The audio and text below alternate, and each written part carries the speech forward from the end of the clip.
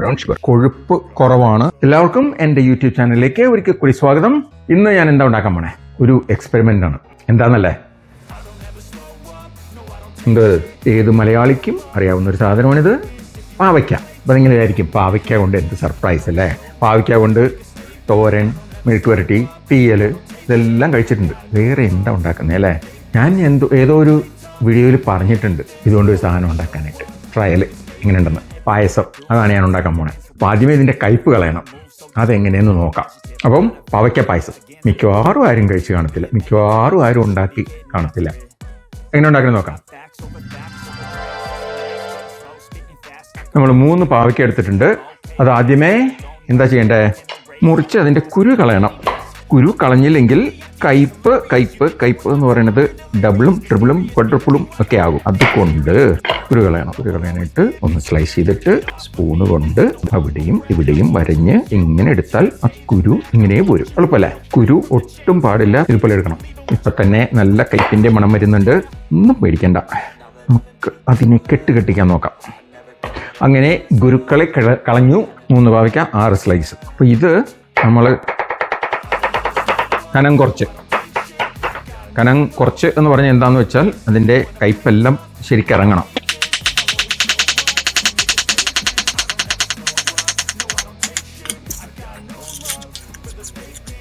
പാവയ്ക്ക അരിഞ്ഞിട്ടുണ്ട്. ഇനി നമ്മൾ എന്താണ് ഇതിനെ ചെയ്യുന്നത്? ആദ്യമേ നമുക്കൊന്ന് കഴുകിയെടുക്കാം. പാവയ്ക്ക ആദ്യമേ കഴുകിയിട്ട് ചെയ്താലും നല്ലതായിരുന്നു. ഇതിപ്പോൾ അരിഞ്ഞിട്ട് കഴിയുമ്പം അതിൻ്റെ ആ കയ്പ്പ് കുറച്ചുകൂടെ ഒന്ന് പോവും. പാവയ്ക്ക അരിഞ്ഞത് കഴുകി എടുത്തിട്ടുണ്ട്. ഇതിലേക്ക് നമ്മൾ കുറച്ച് ഉപ്പ് ഇട്ട് കൊടുക്കുന്നു. അത് കുഴപ്പമില്ല, ഇച്ചിരി കൂടിയാലും കുഴപ്പമില്ല. ഒരു 1/4 കപ്പ്, 1/3 കപ്പ് ഇട്ടിട്ട് നല്ലോണം ഒന്ന് തിരുമുക. ഇത് എന്തിനാന്ന് വെച്ചാൽ ഉപ്പ് ഇതിൻ്റെ കയ്പ്പ് വെള്ളം വലിച്ചിറക്കും. ഇത് നമ്മൾ കഴുകി കളയും. അപ്പം ഉപ്പ് ഇച്ചിരി കൂടിയാലും കുഴപ്പമില്ല. ഇനി അതൊരു 1/2 മണിക്കൂർ 3/4 മണിക്കൂർ അവിടെ ഇരിക്കട്ടെ.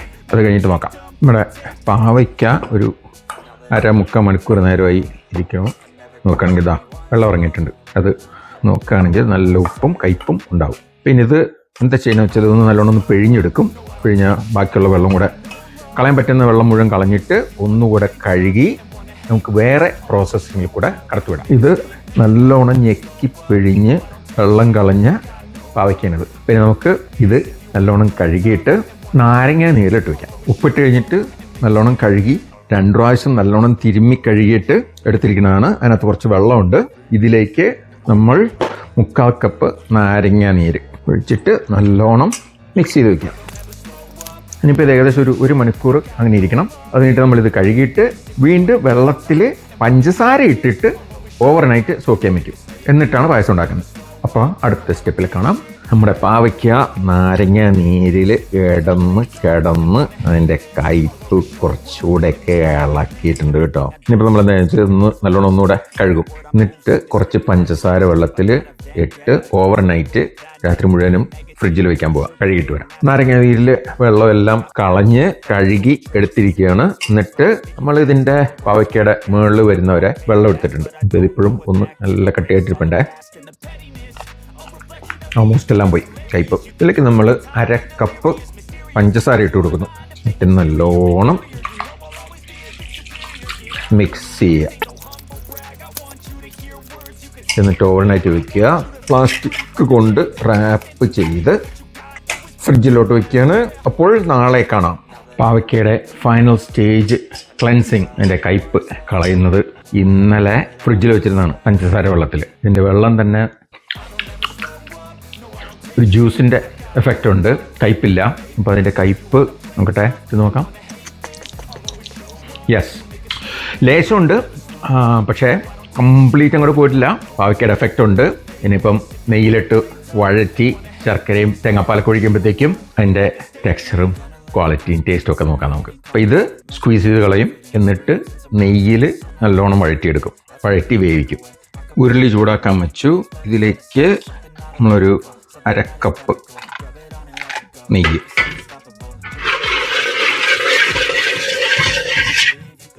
നമ്മുടെ പാവയ്ക്ക,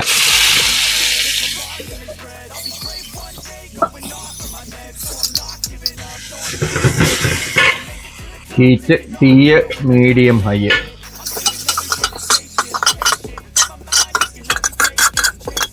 ഇത് വെന്ത് കഴിഞ്ഞിട്ട് ഉടയ്ക്കണം. എന്നുവെച്ചാൽ ഇത്ര വലിയ കഷ്ണം വേണ്ട. അപ്പോൾ ഒന്നിൽ നമുക്ക് ഇത് വഴറ്റുന്നതിന് മുമ്പ് തന്നെ ചോപ്പ് ചെയ്തിട്ട് ഇടായിരുന്നു, അല്ലെങ്കിൽ വെന്ത് കഴിഞ്ഞിട്ട് ചോപ്പ് ചെയ്യാം. പാവയ്ക്ക ഓൾമോസ്റ്റ് വെന്തിട്ടുണ്ട്. നമ്മളിത് ഉടയ്ക്കാൻ നോക്കുമ്പോഴത്തേക്ക് അത് പെട്ടെന്ന് എന്താ തൊടുമ്പോൾ തന്നെ അത് പൊടിഞ്ഞു പോരുന്നുണ്ട്. പക്ഷെ നമുക്ക് കുറച്ചുകൂടെ വേവിച്ചെടുക്കണം, കുറച്ചും കൂടെ ഉടയുകയും വേണം. ഉണ്ടോ, കുത്തിരിഞ്ഞ പോലെയല്ലേ? ഫ്രൈ ആയി വരുന്നുണ്ട്. ആൾമോസ്റ്റ് റെഡി ആയിട്ടുണ്ട്. ഇതിൽ മധുരം ഇടുന്നത് കുറച്ച് ട്രിക്കിയാണ്. എന്താന്ന് വെച്ചാൽ നമുക്ക് കൂടുതൽ മധുരം വേണം. കയ്പ്പ് കുറച്ച് ചിലപ്പോൾ ഉണ്ടാകാൻ ചാൻസ് ഉള്ളത് കൊണ്ട്, അതായത് പാവയ്ക്കൊക്കെ കയ്പുള്ളത് കൊണ്ട് നമുക്ക് മധുരം വെച്ചിട്ട് കുറച്ച് കോമ്പൻസേറ്റ് ചെയ്യണം. അത് എന്തോരം ഇടണമെന്ന് നേരത്തെ കൂട്ടി പറയാൻ ബുദ്ധിമുട്ടാണ്. പാവയ്ക്കയുടെ കയ്പ് പോലെയൊക്കെ ഇരിക്കും.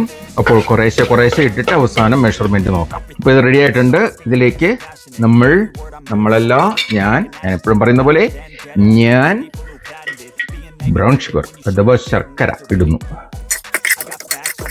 നമ്മുടെ പാവയ്ക്കയിൽ വെള്ളം ഇല്ലാത്തത് കൊണ്ട് ഇത് പാനിയാകൂല. തേങ്ങാപ്പാൽ ഒഴിച്ചെടുക്കുന്നു.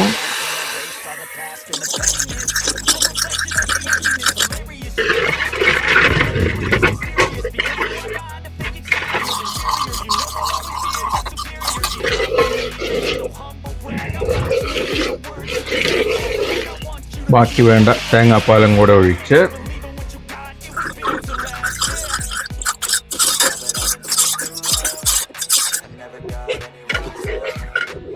കുറച്ചുകൂടെ തേങ്ങാപ്പാൽ,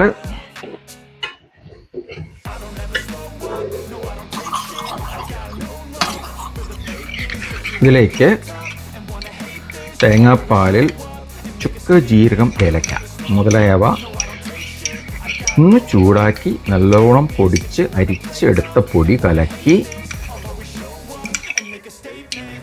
ഇതിലേക്ക് ഒഴിക്കുന്നു. ഇപ്പോഴാണ് പായസമാകുന്നത്. എന്താ മണം! ഇതിലേക്ക് ഒരു കാര്യം കൂടെ ചേർക്കാനുണ്ട്, അത് വരുന്നു. ഇതിലേക്ക് നമുക്ക് നെയ്യിൽ വറുത്ത അണ്ടിപ്പരിപ്പ് ഇടണം.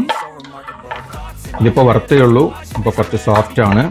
അതിനിപ്പം പേപ്പർ ടവലിലോട്ട് മാറ്റി എണ്ണ തുടച്ച് കളഞ്ഞിട്ട് ഇച്ചിരി നാറിയിട്ട് ഇടണം.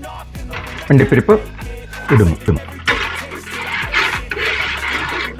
അങ്ങനെ നമ്മുടെ പാവയ്ക്ക പായസം റെഡി ആയിട്ടുണ്ട്. ഇനി ടേസ്റ്റിങ്ങിലോട്ട് കടക്കണം. പാവയ്ക്ക പായസം സെർവ് ചെയ്ത് നോക്കാം. ഇതിൽ കൊഴുപ്പ് കുറവാണ്, എന്ന് വെച്ചാൽ സ്റ്റാർച്ച് കോണ്ടൻറ്റ് ഇല്ലാത്തതുകൊണ്ട്. നമ്മൾ അടപ്രഥമനൊക്കെ ഉണ്ടാക്കുമ്പോഴത്തേക്ക് അതിനകത്ത് സ്റ്റാർച്ച് ഉണ്ട്, അപ്പോൾ അത് കുറച്ച് കൊഴുത്തിരിക്കും. പാവയ്ക്ക പായസം ഇതൊന്ന് ടേസ്റ്റ് ചെയ്ത് നോക്കിയാലോ. പാവയ്ക്ക പായസം എങ്ങനെയുണ്ടെന്ന് നോക്കാം. ആദ്യമായിട്ട് ഉണ്ടാക്കണതാണ് കേട്ടോ, ഒരു ട്രയൽ.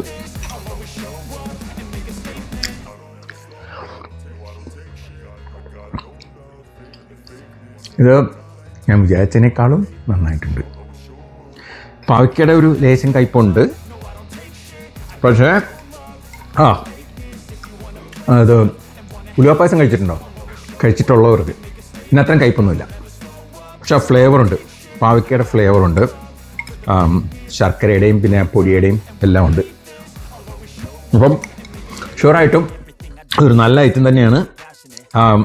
സദ്യക്ക് വിളമ്പിയാൽ എങ്ങനെയായിരിക്കും എന്നറിയില്ല, എന്ന് വെച്ചാൽ എല്ലാവരുടെയും ടേസ്റ്റ് ഇച്ചിരി ഒരു വ്യത്യാസമുണ്ടല്ലോ.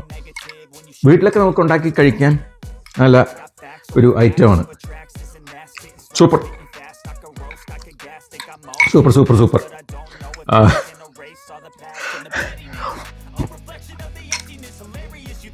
ഞാൻ സൂപ്പർ എന്ന് പറയുന്നത് നമ്മുടെ അടപ്രഥമനോട് അത്ര കടപിടിക്കാൻ ഒക്കില്ല.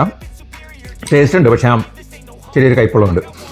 പക്ഷേ ഇതൊരു ഞാൻ പറഞ്ഞില്ലേ ട്രയലായിട്ട് നോക്കിയതാണ്. അപ്പം ഇങ്ങനെ ഇരിക്കുമെന്നറിയില്ല, പാവയ്ക്കയുടെ കയ്പ് എന്തോരം പോകുന്നറിയില്ല. നമ്മളിപ്പം വറുത്തിട്ട് മെഴുക്കുവരട്ടി ഉണ്ടാക്കിയാലും അതിന് കുറച്ച് കയ്പുണ്ട്. അപ്പോൾ അതുകൊണ്ടാണ് ഞാൻ 3 സ്റ്റേജായിട്ട് ഇതിൻ്റെ കയ്പ് കളയാൻ നോക്കിയത്. എന്നിട്ടും അവൻ കുറച്ച് പിടിച്ചു വെച്ചിരുന്നു. അപ്പോൾ അതിൻ്റെ ഒരു ലേശമുണ്ട്, പക്ഷേ കഴിക്കാൻ സൂപ്പറാണ് കേട്ടോ. ആ കടിക്കണ ഈ വെറൈറ്റി ഐറ്റം എല്ലാവരും ഒന്ന് ട്രൈ ചെയ്ത് നോക്ക്. വീഡിയോ എല്ലാവർക്കും ഇഷ്ടപ്പെട്ടെങ്കിൽ ലൈക്ക് ചെയ്യണേ. പിന്നെ എല്ലാവർക്കും അയച്ചു കൊടുക്ക്. മിക്കവാറും കണ്ടു കാണത്തില്ല, ഉണ്ടായി കാണത്തില്ല, ടേസ്റ്റ് ചെയ്ത് കാണത്തില്ല. അപ്പോൾ ഒന്ന് എല്ലാവർക്കും അയച്ചു കൊടുത്ത് നോക്ക്. പിന്നെ സബ്സ്ക്രൈബ് ചെയ്യാം. അപ്പോൾ അടുത്ത വീഡിയോ വരുന്നവരെ വേറെ തരം, ചിലപ്പോൾ പായസമായിരിക്കും, ചിലപ്പോൾ വേറെ വല്ലതുമായിരിക്കും. Happy cooking. Signing of.